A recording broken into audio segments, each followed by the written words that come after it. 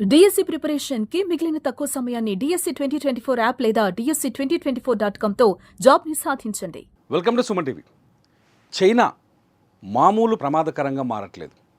ఏ స్థాయిలో అంటే పాకిస్తాన్కి అన్ని విధాల సహాయ సహకారాలు అందించడంతో పాటు పాకిస్తాన్కి కావలసిన సైనిక రహస్యాలను కూడా అందజేసే కుట్ర చేస్తోంది చైనా. చాలామంది చైనాను సమర్థించే వాళ్ళు ఉన్నారు మన భారతదేశంలో. వాళ్ళతో చెప్పాలనుకుంటున్నాం ముచ్చట.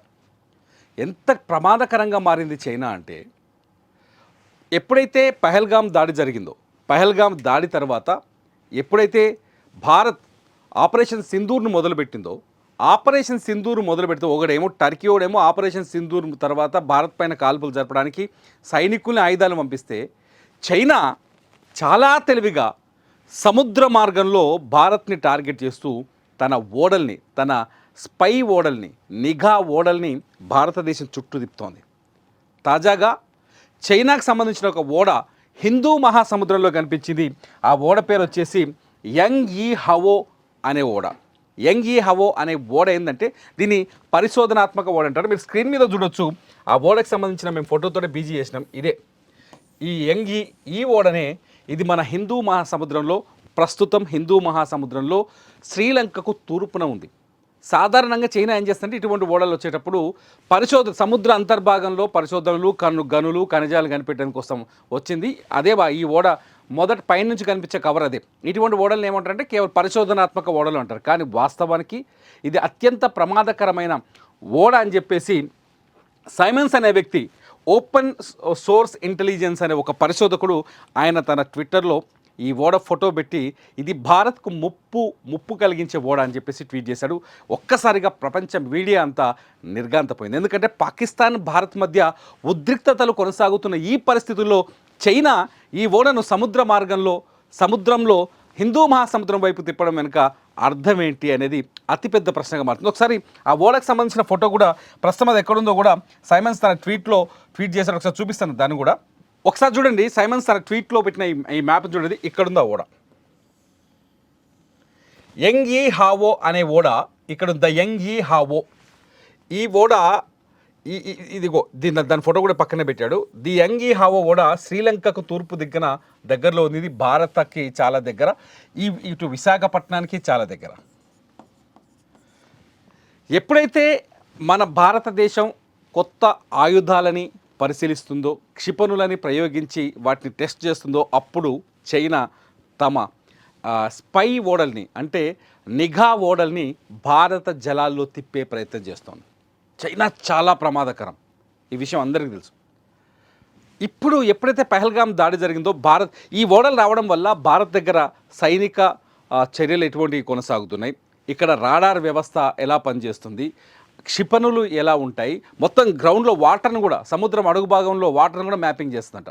అంత టెక్నాలజీ ఉంది.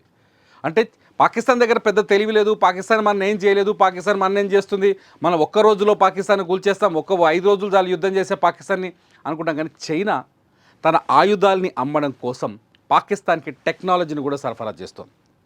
చాలా స్పష్టంగా అర్థమవుతుంది. తన ఆయుధాలని అమ్మడం కోసం పాకిస్తాన్కి టెక్నాలజీ కూడా సరఫరా చేస్తుంది. పాకిస్తాన్ దిగుమతి చేసుకుంటున్న ఆయుధాలు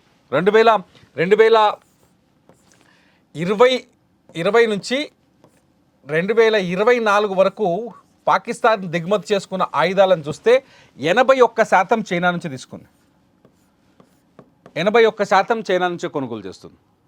యుద్ధంలో ఎంతవరకు సపోర్ట్ చేస్తుందంటే, ఆల్రెడీ మొన్న చైనా విదేశాంగ శాఖ చెప్పింది, పహల్గామ్ విషయంలో పాకిస్తాన్ మా మిత్రదేశం, పాకిస్తాన్ సార్వభౌమాధికారాన్ని కాపాడడం కోసం పాకిస్తాన్ భూభాగంలోకి ఎవరైనా చొచ్చుకొస్తే మేము పాక్ తరఫున యుద్ధం చేయడానికి సిద్ధంగా ఉన్నాం. సో భారత్ని ముప్పులో పడేసేందుకు ఇటువైపు చైనా కూడా గట్టి ప్రయత్నాలు చేస్తుందని మనం అర్థం చేసుకోవచ్చు. మనం టర్కీని మాత్రమే చూస్తున్నాం. టర్కీ ఆయుధాలు ఇచ్చింది, టర్కీ మిత్రదేశంగా మొదటి నుంచి ఉంది. కశ్మీర్ విషయం నుంచి టర్కీ పాకిస్తాన్కి మిత్రదేశంగా ఉంది.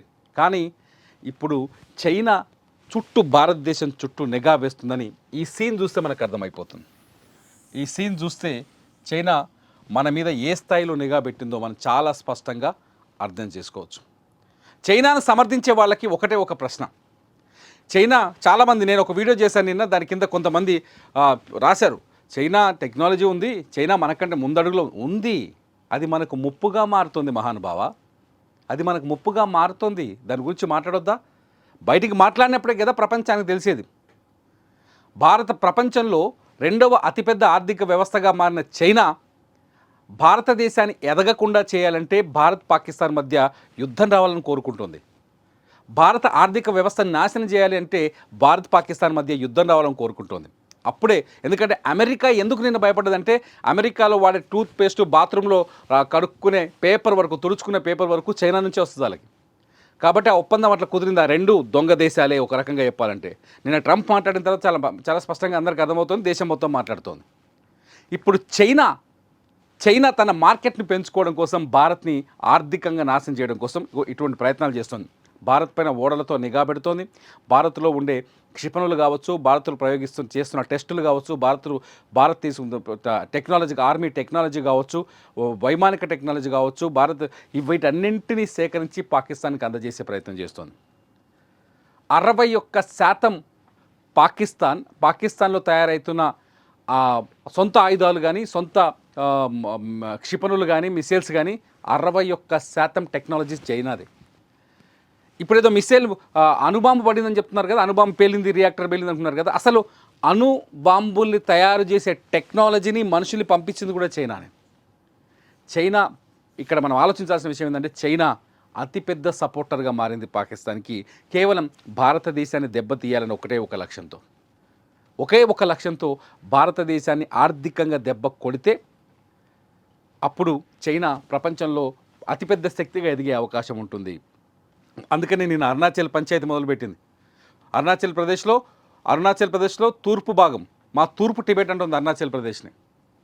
అంతేకాదు ఇప్పటికి ఒక 8 సార్లు అరుణాచల్ ప్రదేశ్లో అనేక గ్రామాల పేర్లను మార్చేసింది. అరుణాచల్ ప్రదేశ్లో చైనా ముప్పేట దాడికి ప్రయత్నిస్తుందా, ముప్పేట దాటికి కుట్ర చేస్తుందా అనేది ఇప్పుడు మనం ఆలోచించాల్సిన విషయం.